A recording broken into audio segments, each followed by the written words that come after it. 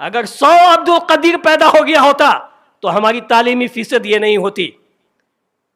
کیوں ایک عبد القدیر اٹھتا ہے اور انجینئر ہونے کے باوجود جب اس کے دل کے اندر قوم و ملت کا سوز آتا ہے, قوم و ملت کا درد اٹھتا ہے, تو پھر وہ ایک کوٹری کے اندر ایک چند اسکوائر فٹ کے کمرے کے اندر 17 بچے کو لے کر کے پڑھانا شروع کرتا ہے. کوئی دوسرا عبد القدیر کیوں نہیں پیدا ہوتا ہے؟ سر سید احمد خان, آپ یہ کہہ سکتے ہیں کہ اس وقت سر سید احمد خان کا کوئی رول آپ کی امت میں ادا کر رہا ہے تو یہ ڈاکٹر عبد القدیر حفظہ اللہ ہے. اللہ تعالیٰ انہیں جزائے خیر دے. السلام علیکم ورحمۃ اللہ وبرکاتہ.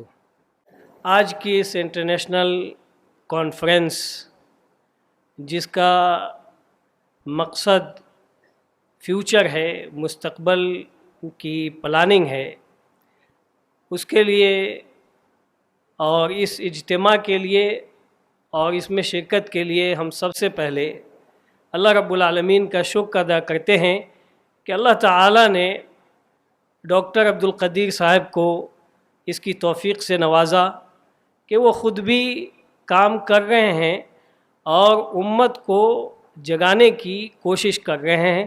اللہ تعالیٰ اسے کامیاب بنائے.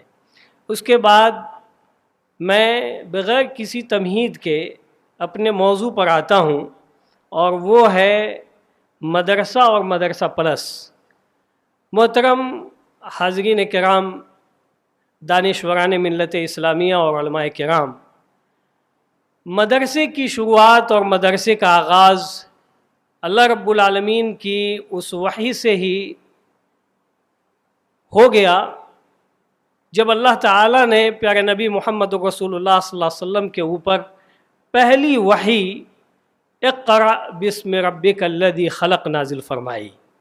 مدرسے کی آغاز اور مدرسے کی تعلیم کی شروعات اسی وحی سے شروع ہوتی ہے کہ پڑھو اپنے رب کے نام سے.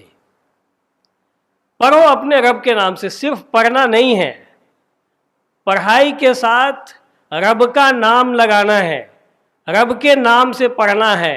اگر رب کے نام سے اگر ہم نہیں پڑھیں گے تو ہمیں کامیابی حاصل نہیں ہوگی. اس پہلی وحی کے اندر سب سے پہلا پیغام یہ ہے کہ پیارے نبی محمد رسول اللہ صلی اللہ علیہ وسلم کی بعثت کے بعد جو آپ کی امت آنی تھی اور جو امت بننی تھی, جو امت اسلامیہ اس وقت کہلاتی ہے, امت محمدیہ کہلاتی ہے, وہ امت جاہل نہیں ہوگی, وہ پڑھی لکھی ہوئی امت ہوگی. اسی لیے اس کی پہلی تعلیم اور اس کا پہلا میسج یہ تھا اقرأ بسم ربک الذی خلق, اپنے رب کے نام سے پڑھیے. یہ پیغام تھا کہ یہ امت جو ہے یہ جاہل نہیں ہوگی. افسوس اور صد افسوس کہ اس وقت ہمارا جو ریشو ہے, ہمارا جو فیصد ہے, تعلیمی فیصد ہے, تعلیمی میدان میں ہم تقریباً 50% جہالت کے شکار ہیں. اعلیٰ تعلیم میں ہمارا جو معیار ہے وہ 6 سے 7% تک ہی ہے. آپ رپورٹ کل سے لے کر کے آج تک سن رہے تھے ایجوکیشن فیلڈ میں بھی اور ہیلتھ میں بھی, کہ ہیلتھ میں بھی ہم 5% کو تجاوز نہیں کر سکے ہیں. تو یہ امت کو جو پیغام ملا تھا پڑھنے کا, آج یہ امت اس قدر جہالت کی شکار ہو گئی ہے, افسوس.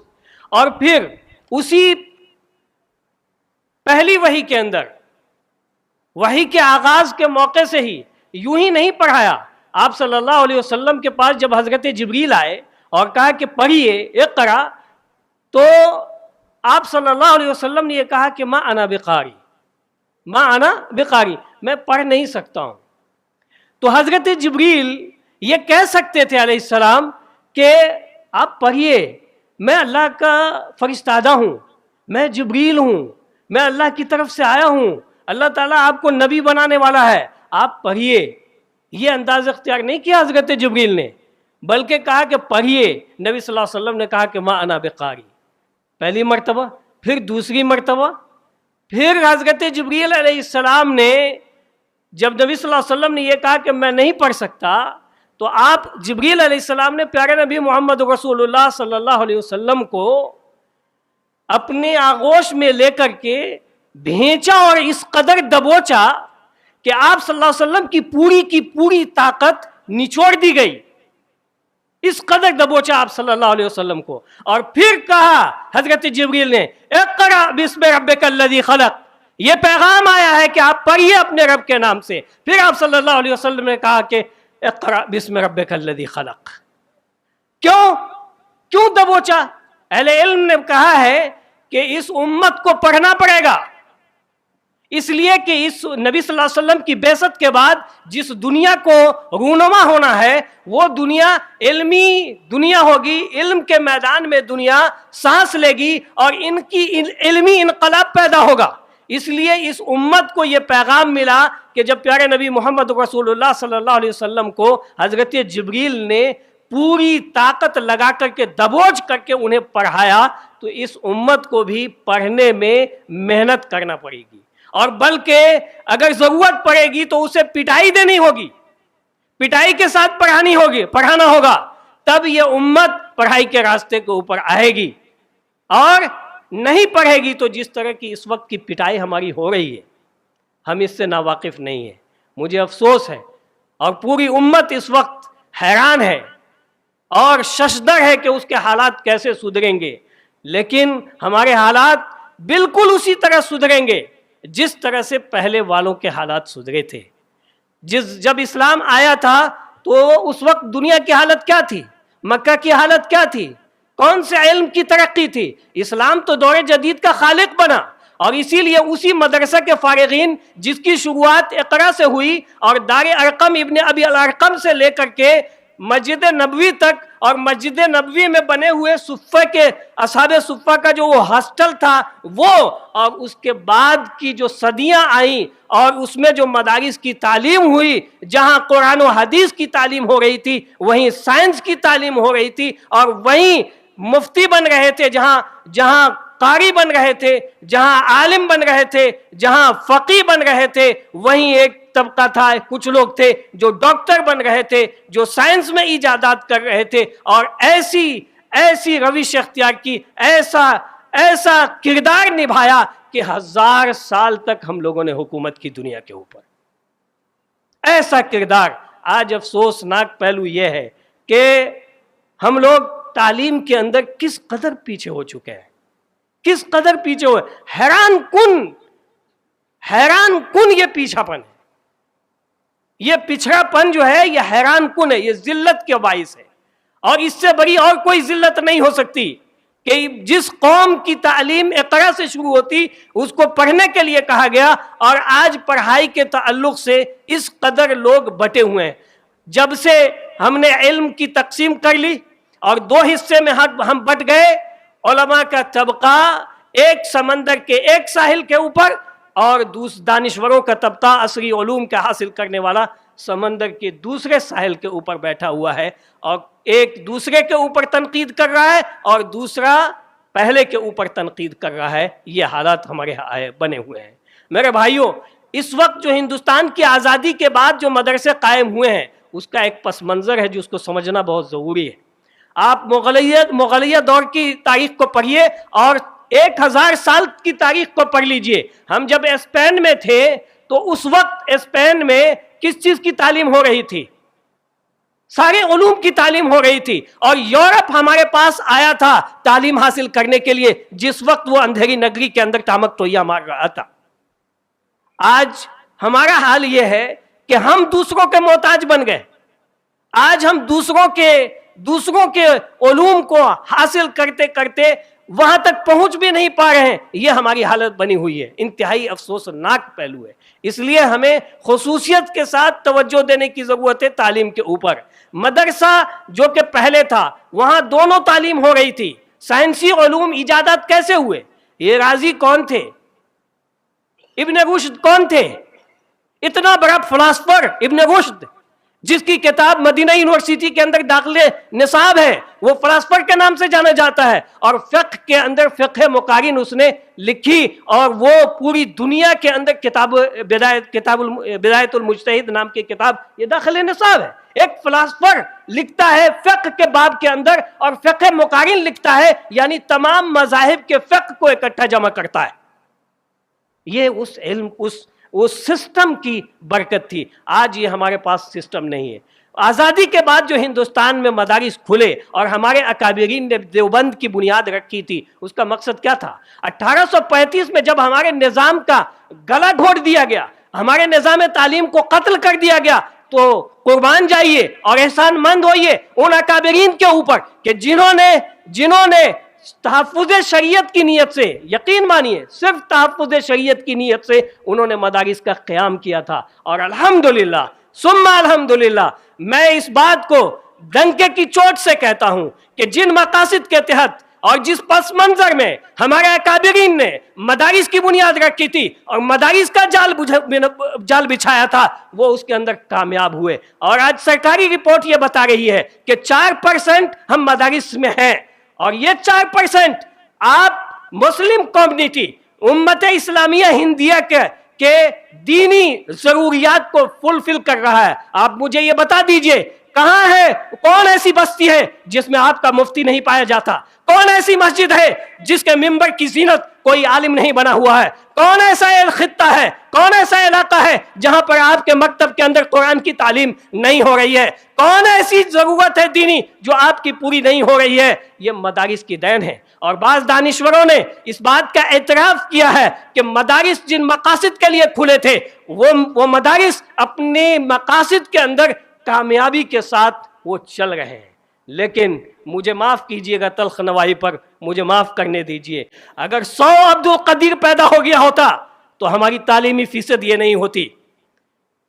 کیوں ایک عبد القدیر اٹھتا ہے اور انجینئر ہونے کے باوجود جب اس کے دل کے اندر قوم و ملت کا سوز آتا ہے، قوم و ملت کا درد اٹھتا ہے، تو پھر وہ ایک کوٹری کے اندر ایک چند اسکوائر فٹ کے کمرے کے اندر 17 بچے کو لے کر کے پڑھانا شروع کرتا ہے؟ کوئی دوسرا عبد القدیر کیوں نہیں پیدا ہوتا ہے؟ سر سید احمد خان، آپ یہ کہہ سکتے ہیں کہ اس وقت سر سید احمد خان کا کوئی رول آپ کی امت میں ادا کر رہا ہے تو یہ ڈاکٹر عبد القدیر حفظہ اللہ ہے.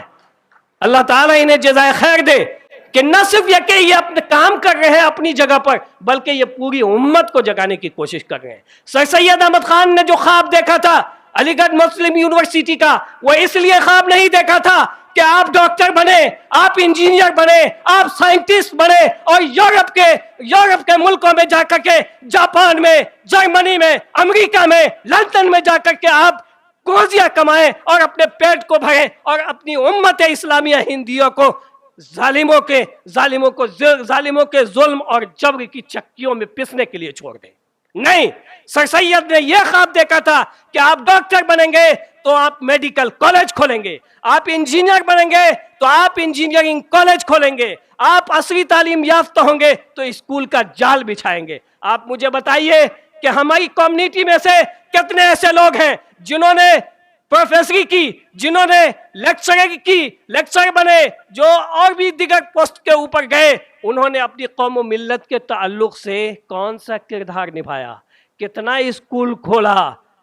وہ مدارس کے جن کے تعلق سے آپ کو شکوہ ہے مدارس کے فارغین سے، انہوں نے تو کم سے کم مدارس کا جال بچھا دیا، چندہ مانگ کر کے اور بھیک مانگ کر کے. کیوں بچھایا؟ اس لیے بچھایا کہ ان کی تعلیم کا آغاز رب کے نام سے تھا. قوم و ملت کا درد ان کے اندر تھا کہ اب ہماری قوم کے بچے قرآن کیسے پڑھیں گے، دین کی تعلیم ان کی کیسے ہوگی. اس لیے انہوں نے آپ سے بھیک مانگ کر کے مدارس کا جال بچھایا. آپ نے کیوں نہیں بھیک مانگ کر کے اسکول کھولا؟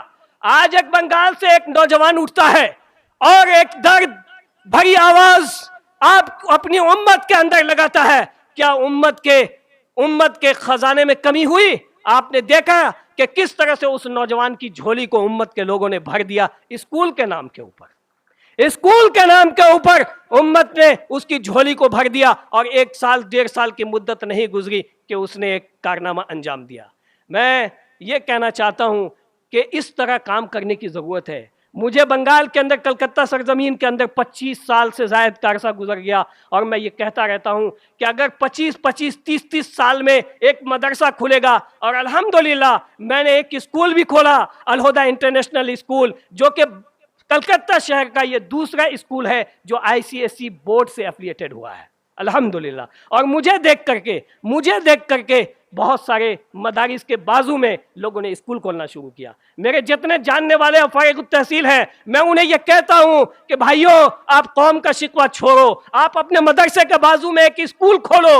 उस स्कूल की यह बरकत होगी कि वो स्कूल कम मदरसा होगा और आपका मदरसा कम स्कूल बन जाएगा, आपका मदरसा कम स्कूल हो जाएगा। और तब ये दोनों तालीम जब एक साथ होगी तो इंशाअल्लाह ताला इनकलाब आएगा। अब मैं मुख्तसर तौर पर मदरसा प्लस में आता हूँ।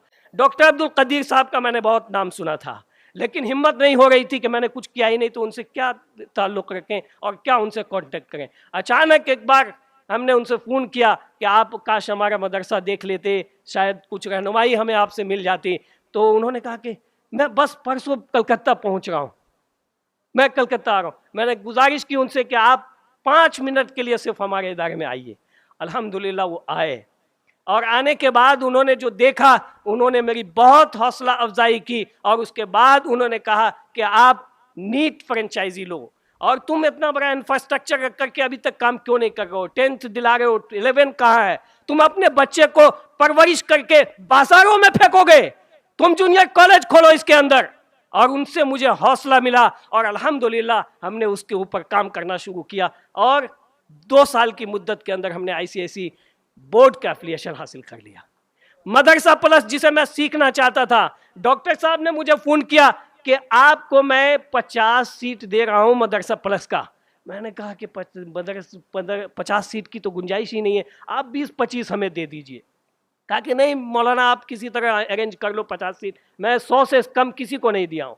मैंने उसके बाद कोशिश की, हमारे पास जगह नहीं थी वल्लाह, लेकिन हमने उसी एक बिल्डिंग के अंदर कोशिश किया और हमने 30 से 35 बच्चों का एडमिशन लिया। आज 2 साल की मुद्दत भी नहीं गुजरी कि मैंने 4 करोड़ के प्रोजेक्ट से एक नई बिल्डिंग बना ली, और ये मदरसा प्लस की ये बरकत है, ये हुफ़ाज़ कुरान की ये बरकत थी। और मदरसा प्लस अल्हम्दुलिल्लाह हमारे अंदर चलता है। मदरसा प्लस अगर ये तहरीक जिंदा रही और चलती रही तो मैं यकीन के साथ कह सकता हूं कि ये पूरा मदरसा मुल्क के मेन एजुकेशन स्ट्रीम सिस्टम से जुड़ जाएगा। हम मदारिस के लोग मदरसे में पढ़े हैं, इसलिए हम एजुकेशन दूसरी दुनिया को नहीं जानते, इसलिए कि जो हमारा सिलेबस है हम उसी के दरमियान महदूद हैं। इसलिए सिलेबस के ऊपर अभी गुफ्तगू हो रही थी, सिलेबस पर काम करने की ज़रूरत है, और साथ ही साथ स्कूल कम मदरसा खोलने की ज़रूरत है और मदरसा कम स्कूल खोलने की ज़रूरत है। तब इंशाअल्लाह ताला हम ये 2047 के विज़न तक ज़रूर पहुँचेंगे इंशाअल्लाह ताला, और एक हद तक हम कामयाबी तक पहुंचने की कोशिश ज़रूर करेंगे, और हम सबको मिल करके कोशिश करने की ज़रूरत है। अल्लाह ताला हम सबों को इसकी तौफीक से नवाजे। वसल्लल्लाहु अला नबीना मुहम्मद व अला आलिहि व सहबिहि अजमाइन।